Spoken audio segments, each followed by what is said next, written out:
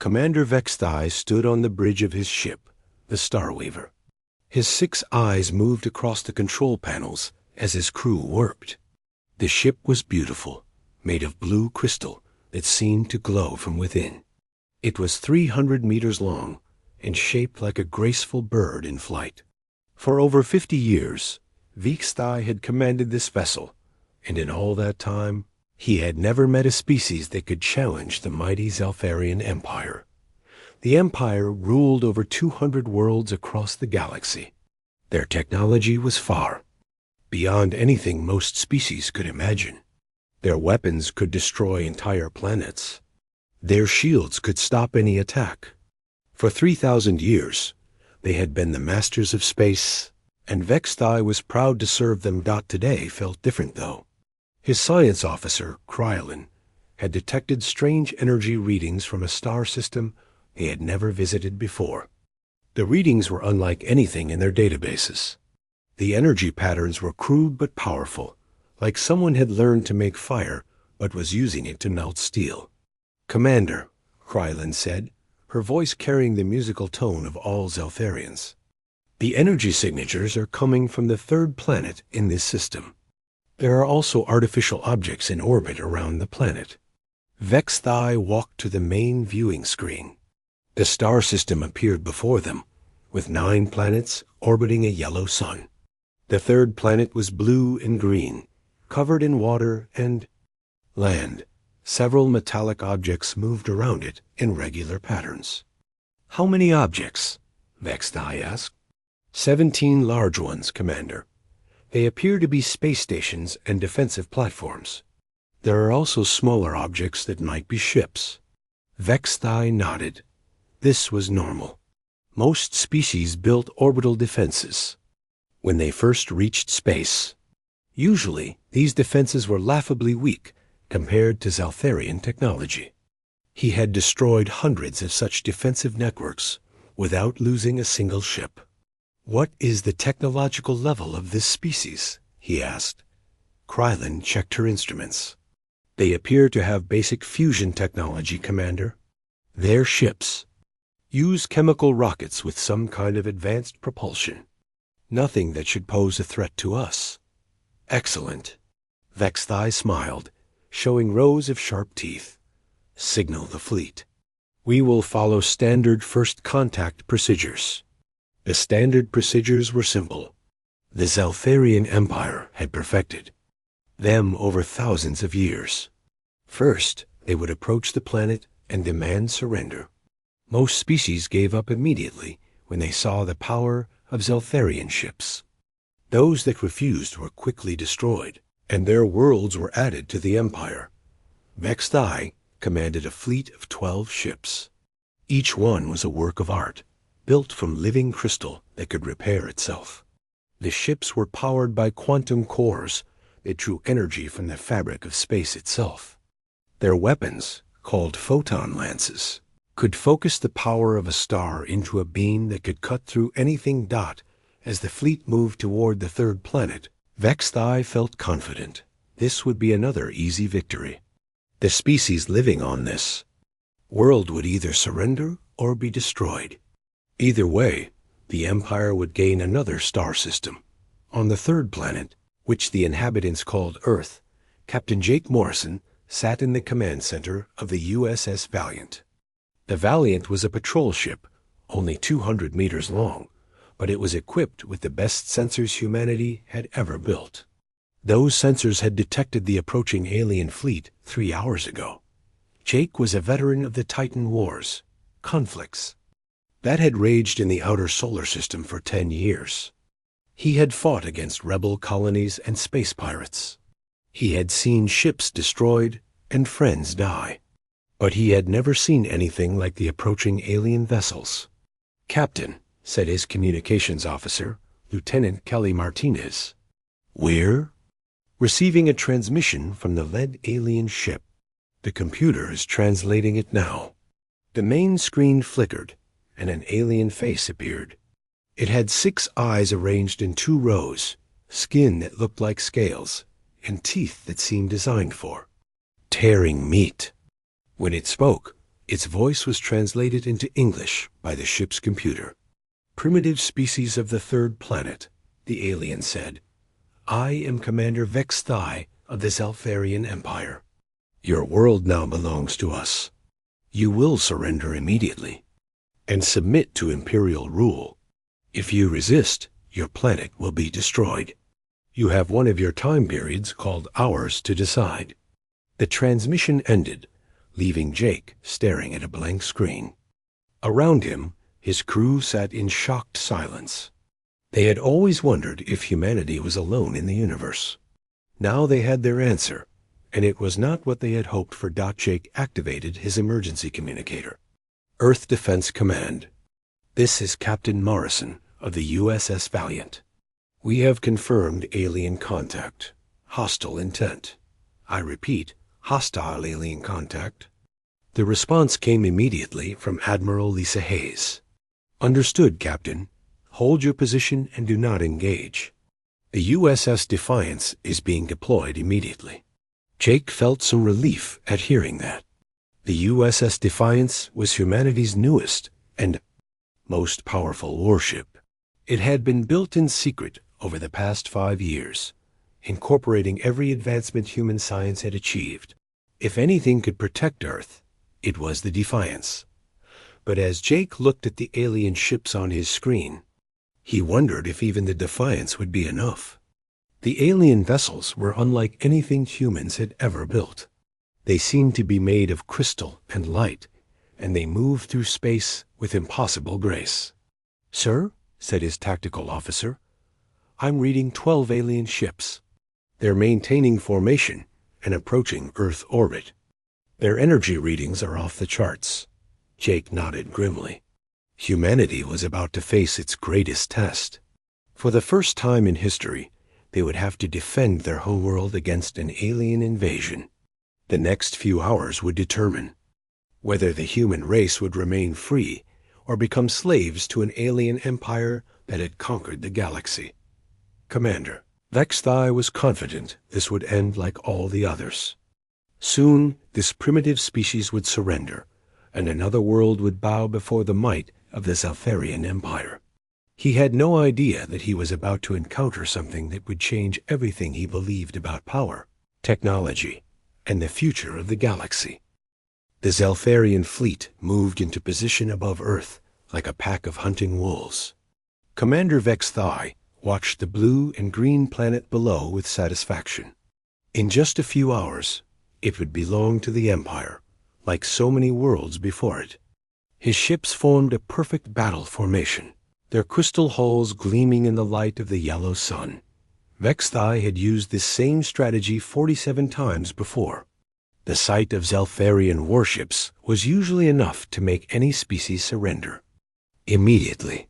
Their ships were beautiful but deadly, like flowers made of razor-sharp glass. Each one carried enough firepower to level cities. "Commander," said Sub-Commander Kryling from her station, "the primitive species has not responded to our demand for surrender. The time limit expires in 10 minutes. "No surprise there," Vex Thai replied. "The primitive ones always need a demonstration of our power before they understand their situation." He was about to order a warning shot at one of their orbital stations when his sensors detected something emerging from behind the planets. Moon. At first, it looked like a shadow, dark against the stars. Then the massive shape became clear, and Vex Thai felt his confidence waver for the first time in decades. The human ship was enormous. At 3 kilometers long, it was 10 times larger than Vex Thai's flagship. But size was not what made him nervous. The ship's design was completely different from anything he had ever seen. Where Zalfarian ships were curved and organic, this vessel was all straight lines and sharp angles. It looked like it had been built for one purpose only. War. Captain Ryan Carter stood on the bridge of the USS Defiance, watching the alien fleet through the main view screen. He was a tall man with gray hair and calm eyes that had seen too many battles. For 30 years, he had served in the Earth Defense Force, fighting pirates and rebels in the outer colonies. But this was different. This was about the survival of his entire species. "Report," he said quietly. Chief Engineer Maya Brooks looked up from her console. "All systems are green, Captain. Fusion reactors are at full power. Antimatter containment is stable. We're ready for anything." Maya was one of the best engineers in the fleet. She had helped design the Defiance's revolutionary propulsion system, which combined fusion rockets with antimatter boost engines. The result was a ship that could accelerate faster and hit harder than anything humans had ever built before. Weapons. "Status?" Carter asked. Lieutenant Commander Paul Rodriguez checked his displays. "All kinetic weapons are loaded and ready, sir. Point defense systems are online. Target acquisition computers are tracking all 12 alien vessels." Paul had trained for years to operate the Defiance's weapon systems. Unlike the energy weapons most science fiction stories imagined, human military doctrine focused on kinetic weapons, objects moving at incredible speeds that destroyed targets through pure impact force. "Sir," said Communications Officer Kelly Martinez, "we're receiving a transmission from the lead alien ship." The alien commander appeared on screen again. This time, he looked less confident than before. His 6 eyes were focused on something off-screen, probably sensor readings of the Defiance. "Human ship," Commander Vexthai said. "You are impressively large for a primitive vessel. However, size means nothing without proper technology. Surrender now, and your deaths will be quick." Captain Carter stepped forward. "This is Captain Ryan Carter of the United Earth Defense Force vessel, USS Defiance. You have entered human space without permission and threatened our homeworld. You have 30 seconds to withdraw, or we will consider your presence an act of war." The transmission ended. On the Seltharian flagship, Vexthai stared at the screen in disbelief. No primitive species had ever spoken to him with such confidence. He turned to his tactical officer. "What are the sensor readings on that ship?" "Commander," the tactical officer said nervously, "the readings are unusual. Their power output is much higher than it should be for their technology level. And, sir, they appear to be scanning us." "Scanning us?" Vexthai's voice rose. "Through our quantum shields?" "Yes, Commander. Their sensors are penetrating our defenses as if they were not there." This was impossible. Seltharian quantum shields had never been penetrated by any known technology. They created a barrier that existed partially outside normal space, making it impossible for most sensors to detect what was behind them. On the Defiance, Dr. Amanda Wells looked up from the science station with excitement. "Captain, you need to see this. Their shields are based on quantum field manipulation, but they're using a very basic approach. Our gravimetric sensors can map everything behind them." Amanda was the ship's chief science officer and one of the smartest people in the human fleet. She had been studying the sensor data since the alien ships arrived, and what she found was fascinating. "Their technology is advanced in some ways," she continued, "but they've developed along completely different lines than us. They focus on energy manipulation and exotic physics. We've focused on practical engineering and kinetic weapons." Captain Carter nodded. This confirmed what human military planners had theorized for years. If humanity ever encountered alien technology, it would probably be based on different scientific principles. The key was to find weaknesses in their approach. 30 seconds have passed, Captain," Paul Rodriguez reported. Carter looked at the alien fleet one more time. 12 ships against 1. In any normal situation, those would be terrible odds. But the Defiance was not a normal ship, and humanity was not a normal species. "Very well," Carter said calmly. "Commander Rodriguez, you may fire when ready." The first sign that something was wrong came when the Defiance's point defense systems activated. Hundreds of small laser turrets emerged from hidden compartments along the ship's hull. They had been designed to shoot down incoming missiles, but they could track and target much smaller objects as well. The Zeltharian fighters, small single-pilot craft that had been moving to attack positions, suddenly found themselves under fire.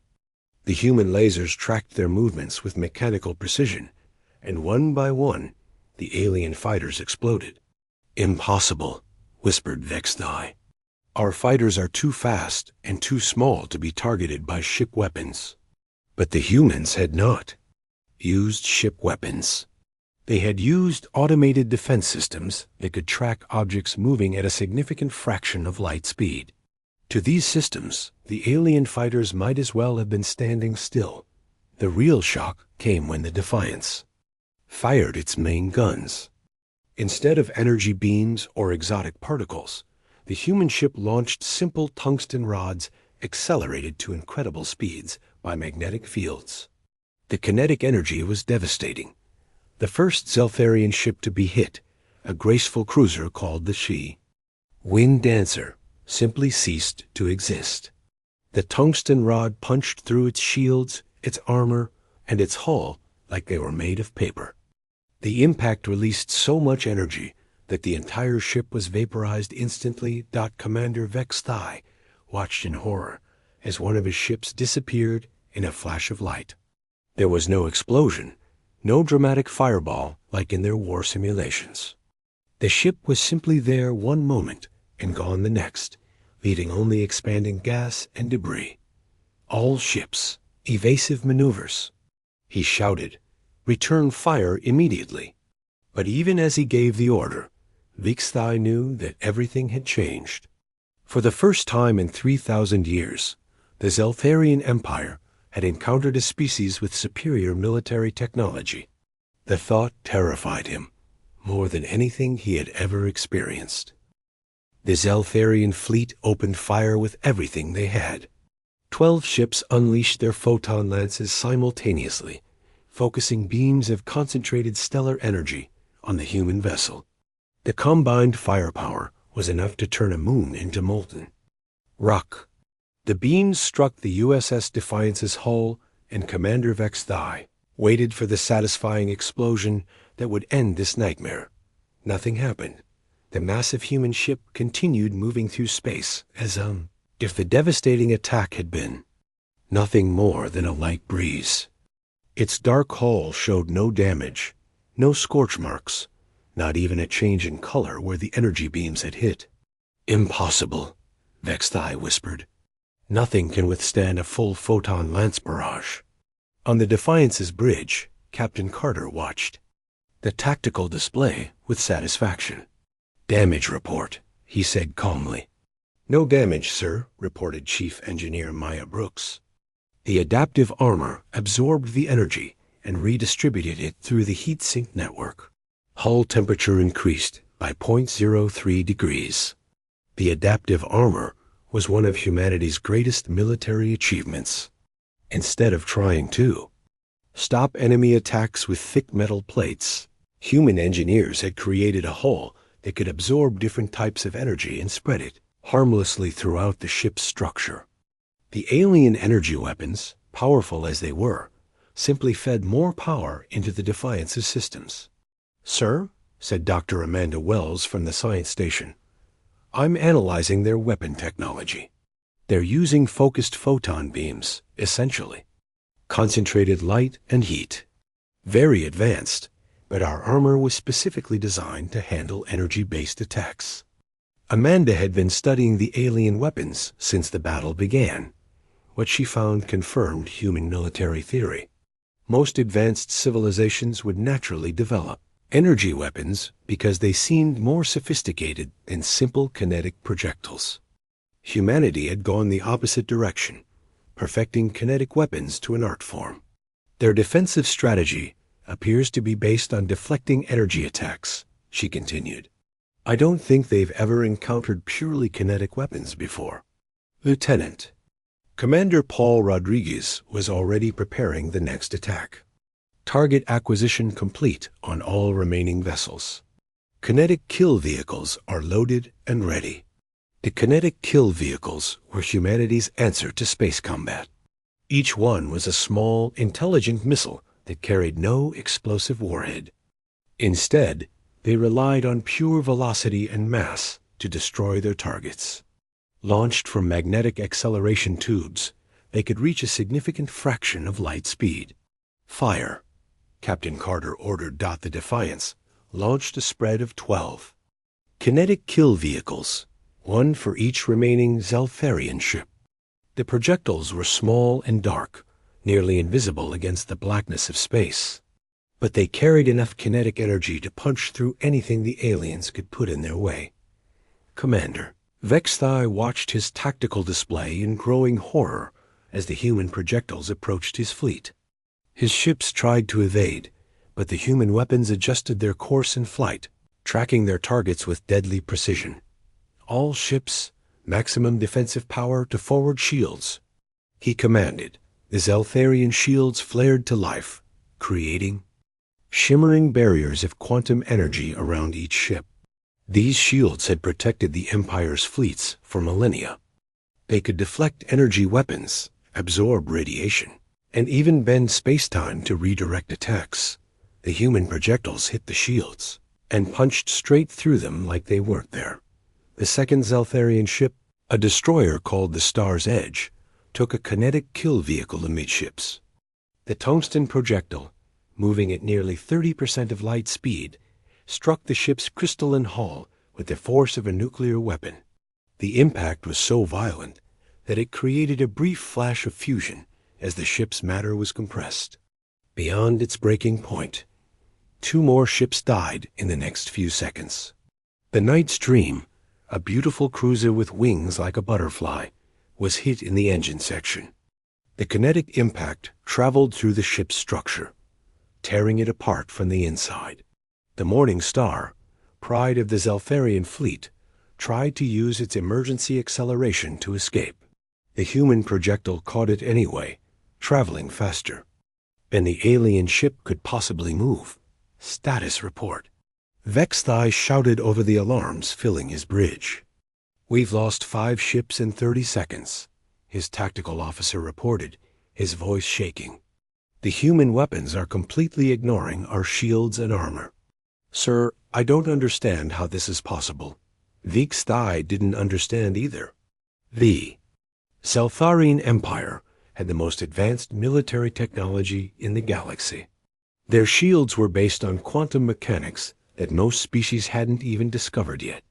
Their weapons could destroy planets. How could one primitive human ship be defeating his entire fleet?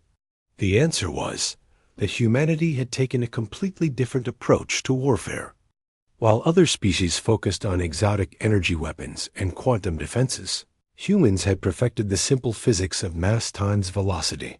A big enough object moving fast enough could destroy anything, regardless of how advanced the targets. Technology might be. On the Defiance, the crew worked with calm efficiency. They had trained for years for exactly this kind of battle. Every system worked perfectly. Every shot hit its target. Every defensive measure succeeded completely. "Sir," reported Communications Officer Kelly Martinez, "I'm intercepting alien communications. They're calling for reinforcements and reporting that they've encountered impossible technology."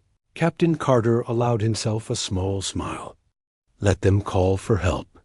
The more alien ships that come here, the more clearly we can demonstrate that Earth is not a target they want to attack." The battle continued with mechanical precision. The Defiance's point defense systems tracked and destroyed every alien fighter and missile. Its main guns fired tungsten rods that eliminated Zelfarian ships with single hits. Its sensors penetrated alien stealth systems and shields like they were made of paper. Within 8 minutes of combat beginning, 9 of the 12 Zelfarian ships had been destroyed. The survivors tried desperately to escape, but the Defiance was faster than they were. Human antimatter engines could accelerate the massive ship to speeds that the alien vessels couldn't match. "Sir," Paul Rodriguez reported, We have target locks on the 3 remaining ships. Should I engage? Captain Carter studied the tactical display. The alien fleet was completely defeated. Their weapons couldn't penetrate human defenses, and their own defenses were useless against human weapons. It was time to send a message that would be remembered throughout the galaxy. Negative. Open a communication channel to the alien flagship. Commander Vexthai's face appeared on the screen. The proud alien commander looked terrified and confused. His ship was damaged, his fleet was destroyed, and he was completely at the mercy of what he had thought was a primitive species. Commander, Captain Carter said politely, as you can see, your attack has failed. 9 of your ships have been destroyed, and the remaining 3 are completely at our mercy. I'm prepared to allow you to withdraw and return to your empire with a message. Vexthai stared at the human captain. What are you? We're humans, Carter replied simply, and this is our space. You're welcome to establish peaceful contact and trade relations, but any future military aggression will be met with overwhelming force. Do you understand? The alien commander nodded slowly. His entire understanding of the galaxy had been shattered in less than 10 minutes. The species he had thought was primitive had technology that made Salfarian weapons. Look like toys. I understand, Vexthai said quietly. We will carry your message to the Empire. As the 3 surviving alien ships limped away toward deep space, Captain Carter stood on his bridge and looked out at the stars. Humanity had just announced its presence to the galaxy in the most dramatic way possible. The question now was how. The rest of the galaxy would respond to the news that a new military power had emerged from an unknown world. The news of the Zalfarian fleet's defeat spread across the galaxy faster than their ships could travel. Commander Vexthai's report to the Empire was clear and terrifying. They had encountered a species with military technology far beyond anything the Zalfarians possessed. The humans had destroyed 9 warships in 10 minutes without taking any damage themselves. Admiral Zekmoth of the Zalfarian Empire read the report 3 times before believing it. For 3,000 years, his people had been the undisputed masters of space warfare. Their quantum shields and photon lances had conquered 200 worlds. No species had ever presented a serious challenge to their military might. This is impossible, he said to his council of war. One primitive ship cannot defeat an entire battle fleet. The evidence is clear, High Admiral, replied Fleet Commander Yargoth. Vexthai's sensor logs show everything. Their weapons ignore our shields completely. Their armor absorbs our most powerful attacks without damage. And their ship moves faster than our best vessels. High Admiral Zekmoth studied the tactical recordings from the battle. The human ship was massive and crude-looking, but its performance was undeniable. Every shot it fired destroyed a Zalfarian vessel. Every defense it employed worked perfectly. It was like watching children with sticks try to fight a professional warrior. Gather the 3rd Fleet, he ordered. 100 ships. We will show these humans what real Zalfarian power looks like. On Earth, Admiral Lisa Hayes sat in the command center of the Global Defense Force. She had been studying reports from Captain Carter and his crew aboard the USS Defiance. The battle had gone even better than humanity's best-case scenarios had predicted. The alien weapons were completely ineffective against our adaptive armor, reported Dr. Amanda Wells, who had returned to Earth to brief the Defense Council. Their energy-based attack philosophy left them unprepared for kinetic weapons. And their quantum shields, while impressive, only work against energy attacks and exotic particles. Admiral Hayes nodded. What about their technology level overall? Advanced. In some areas, primitive in others, Amanda replied. They've mastered quantum mechanics and energy manipulation far beyond our current abilities. But their materials science and kinetic engineering are centuries behind ours. It's like they never learned to make really good armor or really fast projectiles. This made sense to the human military leadership. Earth's history of constant warfare had forced humanity to develop practical, effective weapons, while other species might have developed energy weapons for their elegance. Humans had perfected kinetic weapons because they worked reliably under any conditions. Captain Jake Morrison, now back from his patrol mission, raised his hand. Admiral, what are our intelligence estimates on alien military doctrine? According to the data we captured from their ships, most galactic civilizations follow similar patterns. Admiral Hayes replied. Energy weapons, quantum shields elegant. Ship designs. They fight wars like they're conducting scientific experiments. And we fight wars like we're trying to win them, Captain Morrison observed. 3 weeks later, long-range sensors detected another alien fleet approaching Earth. This one was much larger than the first, over 100 ships arranged in a massive formation. The lead vessel was 5 times larger than anything in the previous attack, a dreadnought covered in weapon ports and shield generators. High Admiral Zekmoth commanded the fleet personally from the bridge of his flagship, the Empire's Wrath. He was confident that sheer numbers would overcome whatever advantages the humans possessed. 100 Zelfarian warships represented enough firepower to sterilize entire star systems. Sir, reported his tactical officer, we're detecting the human vessel. It's moving to intercept us at the edge of their star system. The USS Defiance approached the alien fleet alone. To High Admiral Zekmoth, this seemed like insanity. How could one ship, no matter how advanced, challenge a fleet of 100 vessels? Captain Carter stood on his bridge, studying the massive enemy formation. Maya, how are our new systems performing? Chief Engineer Maya Brooks smiled. Better than expected, Captain. The weapons manufacturing systems came online yesterday. We now have sufficient ammunition for extended engagement. The Defiance had been upgraded during the 3 weeks since the first battle. Human engineers had worked around the clock to install new weapon systems and improve existing ones. The ship now carried enough kinetic kill vehicles to engage multiple fleets. Paul, what's our tactical assessment? Lieutenant Commander Paul Rodriguez consulted his displays. 112 enemy vessels, sir. Various sizes from fighters to that big dreadnought. But they're using the same technology as the first. Fleet, our weapons should be just as effective. Dr. Amanda Wells had been studying the approaching alien ships. Captain, they've made some modifications since the last battle. Improved shield generators, additional armor plating. They're trying to adapt to our weapons. Will it work? Carter asked. No, sir. They're still thinking in terms of energy weapons. Thicker armor might stop a laser beam, but it won't slow down a tungsten rod moving at relativistic speeds. High Admiral Zekmoth opened communications with the human ship.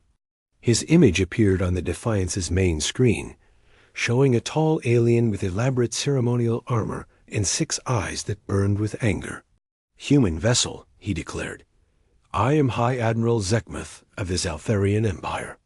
You destroyed ships under my command.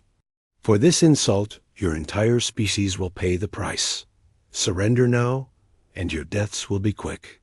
Captain Carter replied calmly, High Admiral, you're making the same mistake your advanced fleet made.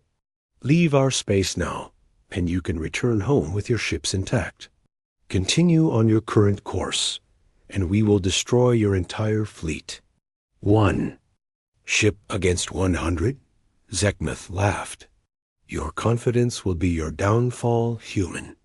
The alien fleet spread out into attack formation, surrounding the Defiance on all sides. Energy weapons began charging. Fighters launched from carrier ships, and massive dreadnought guns swiveled to target the human vessel. Sir, reported Kelly Martinez, I'm detecting massive energy buildup across the enemy fleet. They're preparing for a coordinated attack. Captain Carter nodded. Paul, implement firing plan Alpha. All weapons, all targets. Show them what humanity is capable of. The USS Defiance had been designed for exactly this kind of engagement, instead of the 12 kinetic kill vehicles it had fired in the first battle. It now launched over 300 projectiles simultaneously. Magnetic acceleration tubes all along the ship's hull fired tungsten rods at different velocities and trajectories. The result was devastating. The alien fleet spread out. To avoid concentrated fire, found themselves under attack from all directions at once. Human targeting computers, designed to track objects moving at near light speed, locked onto every enemy vessel and guided the kinetic projectiles to their targets with perfect accuracy. Admiral Zikmuth watched in horror as his fleet died. Around him, ship after ship disappeared in flashes of light as kinetic weapons punched through their hulls. The improved armor and shields made no difference at all. The human projectiles struck with such force that they might as well have been shooting at empty space. All ships return fire, he commanded desperately. The surviving alien vessels unleashed everything they had. Photon lances, plasma cannons, quantum torpedoes, and exotic particle beams all struck the human ships simultaneously. The combined attack was powerful enough to destroy small planets. The Defiance absorbed the energy and continued fighting without even slowing down. Its point: defense systems methodically destroyed every incoming missile and fighter. Its main guns continued firing kinetic projectiles that eliminated alien ships with mechanical precision. In 15 minutes, the battle was over. 112 alien ships had been reduced to expanding clouds of gas and debris. Only High Admiral Zikmuth's flagship survived, and it was only because Captain Carter had ordered his weapons officer to spare it. "High Admiral," Carter said over the communication channel, "your fleet has been destroyed. You now have a choice. You can return to your empire and report what happened here, or you can join your ships. What will it be?"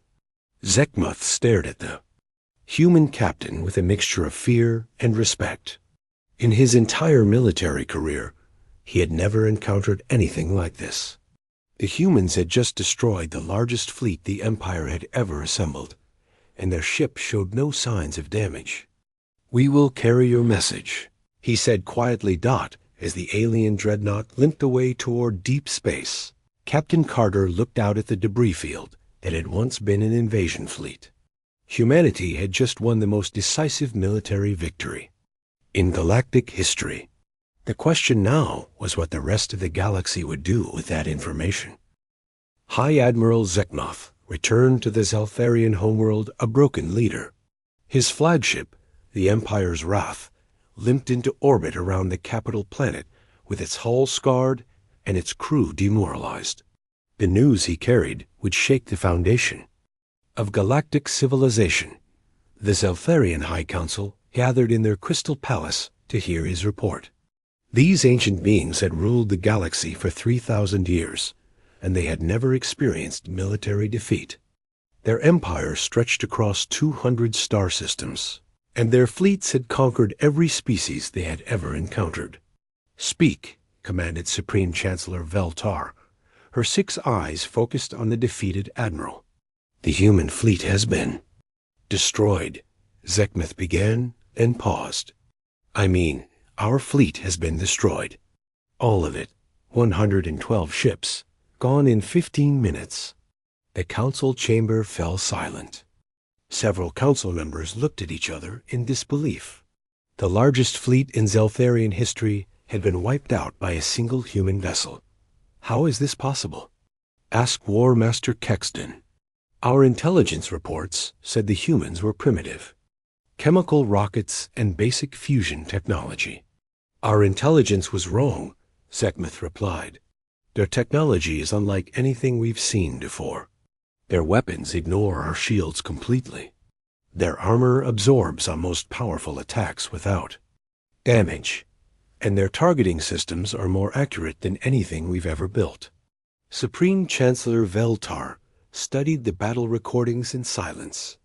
The images showed Zeltharian ships being destroyed one after another by invisible projectiles that punched through quantum shields like they were made of air. The human ship moved through the battle without taking any damage, its weapons firing with mechanical precision. "What do they want?" she asked finally. "They claim they want peace," Sekhmet answered.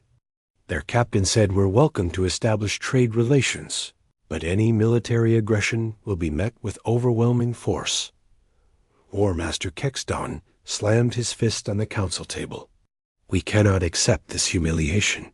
The Empire has never surrendered to anyone. The Empire has never encountered anyone who could destroy our fleets," Sekhmet replied quietly. "Sir, I watched them eliminate over 100 ships without breaking formation. If we attack them again, they will probably come to our homeworld next time." The thought sent chills through the council chamber. For the first time in their history, the Zeltharians faced the possibility of defeat on their own territory.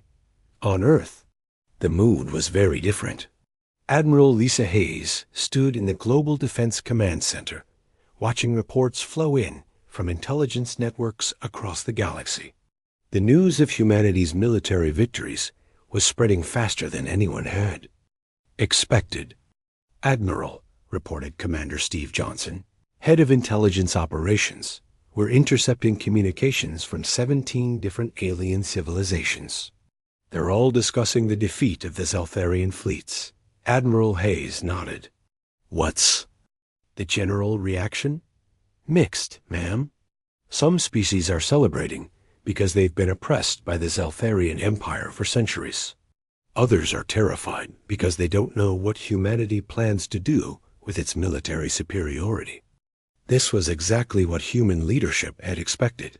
The galaxy was full of civilizations that had been conquered or threatened by the Zeltharians. Learning that someone had finally defeated the Empire would cause massive political changes throughout. Known Space Dr. Amanda Wells entered the command center with a data pad full of analysis reports. "Admiral, I've been studying the alien technology we captured from their ships. It's fascinating from a scientific perspective." "Tell me," Admiral Hayes replied. "They've mastered quantum mechanics in ways we're still learning about. Their energy manipulation capabilities are centuries ahead of ours, but they've never developed effective kinetic weapons or really strong materials.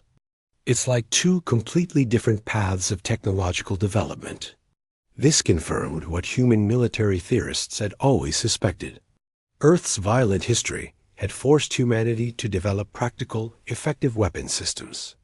Other species, perhaps more peaceful by nature, had focused on elegant energy-based technologies that looked impressive, but weren't as effective in real combat. Captain Ryan Carter returned to Earth for debriefing and planning sessions. The USS Defiance had proven itself beyond all expectations, but human leadership knew that more challenges lay ahead. "Captain," Admiral Hayes said during their private meeting, "what's your assessment of galactic military capabilities?" "Based on what we've seen, ma'am, I believe humanity has a significant technological advantage in space warfare. The aliens we've encountered are advanced in many ways, but their military doctrine is flawed. They rely too heavily on energy weapons and exotic defenses." Admiral Hayes reviewed the tactical reports from both battles. Human weapons had destroyed alien ships with perfect efficiency, while alien weapons had been completely ineffective against human defenses. "What do you recommend for our next steps?" "Cautious expansion," Carter replied. "We should build more ships like the Defiance and establish defense stations throughout the solar system. But we should also reach out to alien species that might want to establish peaceful relations." The decision was made to begin what historians would later call the human expansion. New shipyards were built throughout the solar system, each one producing vessels based on the Defiance design. Earth's military industry, perfected through centuries of warfare, began turning out warships at an incredible rate. Within 6 months, humanity had a fleet of 12 ships capable of engaging entire alien armadas. Within a year, that number had grown to 50. Human engineers, working with captured alien technology, began developing even more advanced weapon systems. The effect on galactic politics was immediate and dramatic. Species that had been conquered by the Zeltharian Empire began declaring independence. Trade routes that had been controlled by imperial forces opened up to new commerce. And everywhere, alien civilizations spoke of the humans who had changed everything. Commander Vexthai, the Zeltharian officer who had led the first attack on Earth, found himself assigned to a new position, ambassador to human space. It was a role that would have been unthinkable just months before. His ship, now bearing diplomatic insignia instead of weapons, approached Earth for the first formal meeting between human and Zeltharian leadership. As he looked at the blue and green planet that had changed galactic history, Vexthai reflected on how much his world had changed. The humans had done something no species in the galaxy had ever accomplished. They had defeated the Zeltharian Empire through superior technology and tactics. But more importantly, they had done it without trying to conquer or destroy their enemies. They had simply demonstrated that Earth was not a target any sane leader would want to attack. The meeting between human and Zeltharian representatives took place aboard a space station in neutral territory. Captain Carter, now promoted to admiral, led the human delegation. Commander Vexthai represented the empire that had once seemed invincible. Admiral Carter, Vexthai said, my government wishes to establish formal diplomatic relations with humanity. We also wish to offer reparations for our unprovoked attacks on your space. Admiral Carter nodded. We accept your proposal for diplomatic relations, Commander. As for reparations, we're more interested in establishing trade agreements and scientific exchanges. The negotiations that followed would reshape the galaxy. Humanity emerged not as conquerors, but as the new military power that could guarantee peace between warring species. Human ships began patrolling trade routes, protecting peaceful merchants from pirates and aggressive empires. More importantly, human technology began spreading to other species through carefully managed exchanges.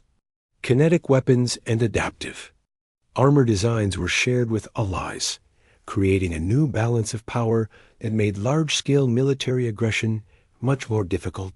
Captain Jake Morrison, now commanding his own ship, looked out at the stars from the bridge of the USS Liberty. Humanity had achieved something remarkable. They had become the protectors of galactic peace, not through conquest, but through demonstrated strength and restraint. The galaxy would never be the same.